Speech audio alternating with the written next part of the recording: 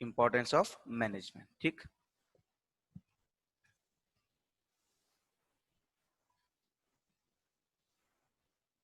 Importance of management.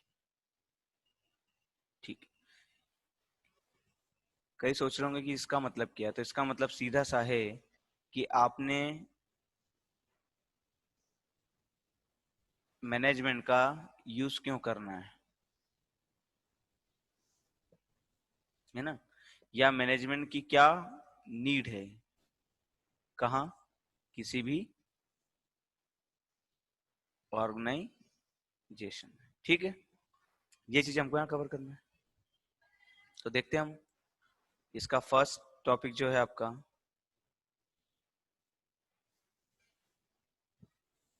इसका first point देखिए आप, मीटिंग द चैलेंज।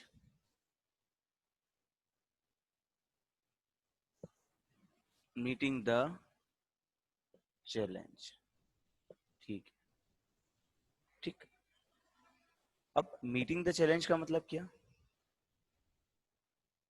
आपके सामने जो भी चुनौतियां हैं, ठीक, आपके जो भी गोल्स हैं, आपके इससे मतलब ऑर्गेनाइजेशन, किसी ऑर्गेनाइजेशन के कुछ गोल्स होंगे, है ना, वो चाहता है कि इस पर्टिकुलर पीरियड ऑफ टाइम में उसको अचीव किया जाए।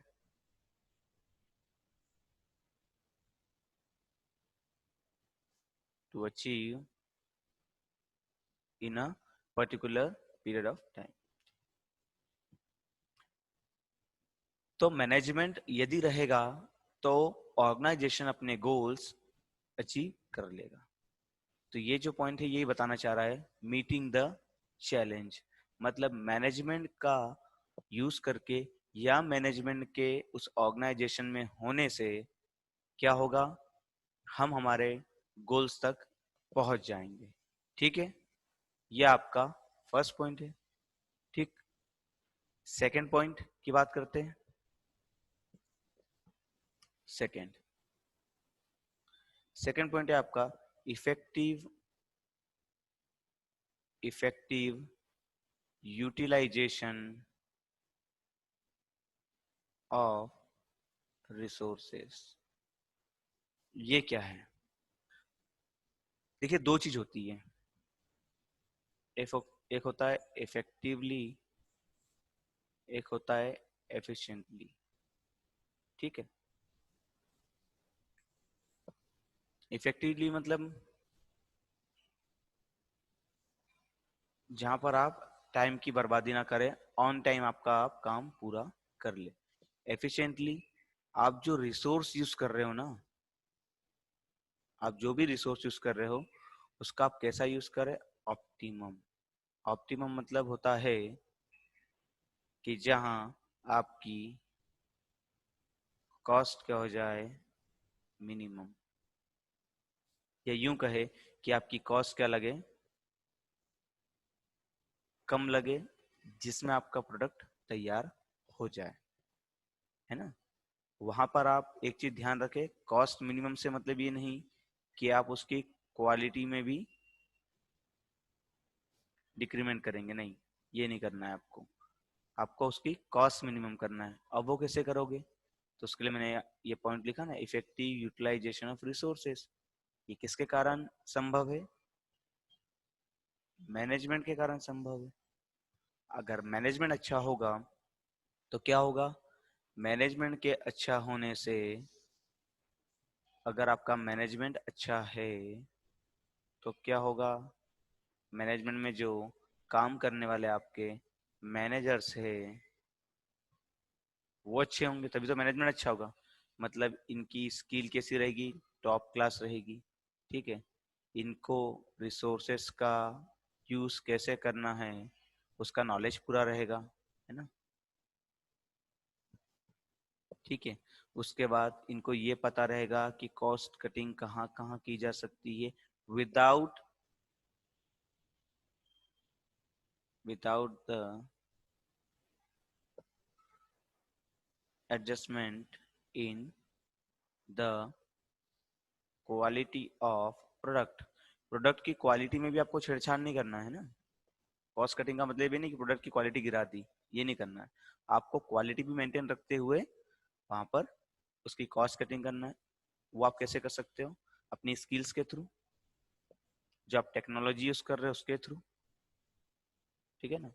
दो चीजें बड़ी इंपॉर्टेंट होती है, एक होते हैं रिसोर्सेस और दूसरे उस पर लगने वाली टेक्नोलॉजी। ठीक है। तीसरी चीज आती है डेवलपमेंट ऑफ रिसोर्सेस। क्या थर्ड पॉइंट है आपका यहाँ पर, डेवलपमेंट ऑफ रिसोर्सेस। ठीक है। मैनेजमेंट क्या करता है, जो आपके रिसोर्सेस होते हैं, ठीक, उनका डेवलपमेंट करने का काम करता है। तो रिसोर्सेस से मतलब क्या, मैंने प्रीवियस क्लासेस में भी आपको बार बार बताया था, रिसोर्सेस दो टाइप के होते हैं, नेचुरल और मैन मेड। बट तीसरा टाइप जो वो तीसरी आग के जैसी होता है, वो होता है ह्यूमन, जो दिखता तो नहीं पर होता है। देखिए नेचुरल में आपके क्या आ गए, आपका वाटर है, एयर है। पर जब हम ऑर्गेनाइजेशन या इंडस्ट्रीज के पर्सपेक्टिव में बात करेंगे तो हम क्या बोल देंगे उसको, रॉ मटेरियल। ठीक है ना। मेन मेड में आपकी क्या आ जाएगी, मशीन, जो आपकी इंडस्ट्री में मशीन लग रही है। ठीक है ना। ह्यूमन में मैंने आपको बताया था दो चीज होती है। क्या, ह्यूमन में आपकी दो चीज होती है। एक को मैंने कहा है यहाँ muscle power and another one is brain power. अगर आप इन दोनों का यूज करोगे तो इनका यूज करते हुए आप ये बना पाओगे। कैसे? यदि मनुष्य में दिमाग होगा और ताकत होगी तो वह नेचुरल रिसोर्सेस का फॉर्म चेंज करके मैन मेड में कन्वर्ट कर देगा। यदि आपको बिल्डिंग बनाना है तो आपको ईंटों की आवश्यकता होगी, ब्रिक्स की आवश्यकता होगी। ब्रिक्स आपकी कहाँ से बनेगी, मिट्टी से बनेगी। मिट्टी आपको कहाँ से मिलेगा, तो आपको नेचर से मिलेगा। ये एक एग्जांपल था। ठीक है। एक डेफिनेशन इसमें कुछ दी हुई है, an American corporation president has rightly said, we do not build automobiles, aeroplanes, refrigeration, radios, shoestrings, we build men and men build products। इसका कहने का अर्थ ये है कि जो हमारे पास रिसोर्सेस हैं, ठीक है, जो रिसोर्सेस हैं, ठीक है, एक ऑर्गेनाइजेशन के पास रिसोर्सेस क्या होते हैं, एक मैनेजमेंट के पास रिसोर्सेस क्या होगा, तो वो होगा उसका क्या, ह्यूमन रिसोर्स। ठीक है ना। ध्यान से सुनना आप ये बात को, एक बार में समझ आ जाएगी। ऑर्गेनाइजेशन के पास क्या होगा, ह्यूमन रिसोर्स। नेचुरल मतलब रॉ मटेरियल वगैरह तो वो मार्केट से बुलवा ही लेगा। पर जब उसको प्रोडक्ट बनाना है, किसी रॉ मटेरियल को कन्वर्ट करके, रॉ मटेरियल को क्या करेंगे, वो मैन्युफैक्चरिंग प्रोसेस में डालेंगे और किस में कन्वर्ट कर देंगे, प्रोडक्ट में। पर ये वाली जो स्टेज है ना, स्टेज है मैन्युफैक्चरिंग वाली, ये स्टेज, इस स्टेज पे क्या होगा, ठीक, इस स्टेज पे किसकी आवश्यकता पड़ेगी, तो आपको पड़ेगी आपके ह्यूमन रिसोर्स की। और अगर आपका ह्यूमन रिसोर्स कैपेबल होगा, उसकी स्किल्स अच्छी होगी, तो ही क्या होगा, आपको आपका जो प्रोडक्ट है वो आप उस कंडीशन पे अचीव कर पाओगे जो आपने सोचा है। मतलब आप अपने गोल्स को अचीव कर पाओगे। इसलिए कहा यहाँ पर, जो अमेरिकन कॉर्पोरेशन के प्रेसिडेंट है उन्होंने, कि we do not build automobiles, aeroplanes, refrigeration, radio, shoes, strings, we build man and man build products. क्योंकि मैनेजमेंट में क्या होता है, एक एम्प्लॉय है या वर्कर है, उसके काम में निखार लाया जाता है बाय ट्रेनिंग एंड डेवलपमेंट। ताकि क्या हो, आपकी कंपनी का मतलब आपका जो ऑर्गेनाइजेशन का गोल है, ऑर्गेनाइजेशन ऑब्जेक्टिव है, उसको अचीव कर सके। ठीक है। अगला पॉइंट है आपका, management directs and controls the organisation. Management directs and controls the organisation. इसका मतलब क्या है, मैनेजमेंट क्या करता है, जैसे ये आपका मैनेजमेंट है, ठीक है, ये क्या करेगा, मैनेजमेंट क्या कर रहा है, दो काम बताया, एक बताया है डायरेक्शन, एक आ गया आपका कंट्रोलिंग, ठीक है। दो काम करना है मैनेजमेंट को, एक डायरेक्शन देने का, एक कंट्रोल करने का। मतलब जो भी आपके एम्प्लॉय हैं, ठीक है, जो भी आपके एम्प्लॉय है, आप उनको क्या करोगे, जो भी आपके एम्प्लॉय है आप उनको क्या करोगे, डायरेक्ट करोगे, मतलब डायरेक्शन दोगे, और कंट्रोल करोगे, कंट्रोल कैसे, एक कंपनी है, वो बनी है प्लानिंग के थ्रू, वहां पर रिसोर्सेस आए ऑर्गेनाइजेशन या ऑर्गेनाइजिंग के थ्रू, देन वहां पर स्टाफिंग हुई, उन लोगों को भर्ती किया गया जिनकी वहां आवश्यकता थी, जिनका वहां काम था, जिनके पास स्पेशलाइजेशन था, ठीक, उस पर्टिकुलर प्रोडक्ट से संबंधित।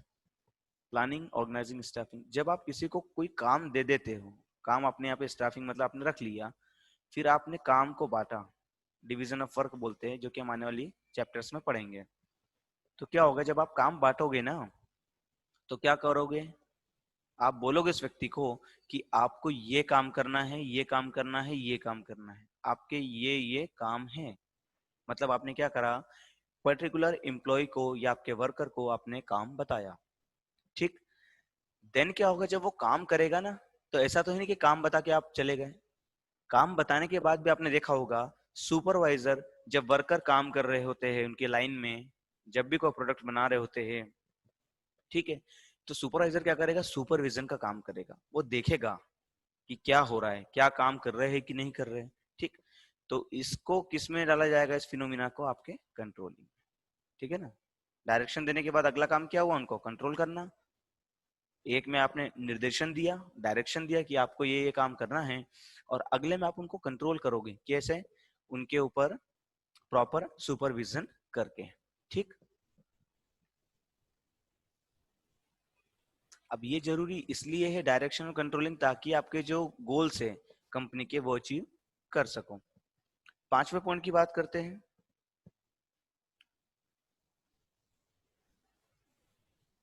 मैनेजमेंट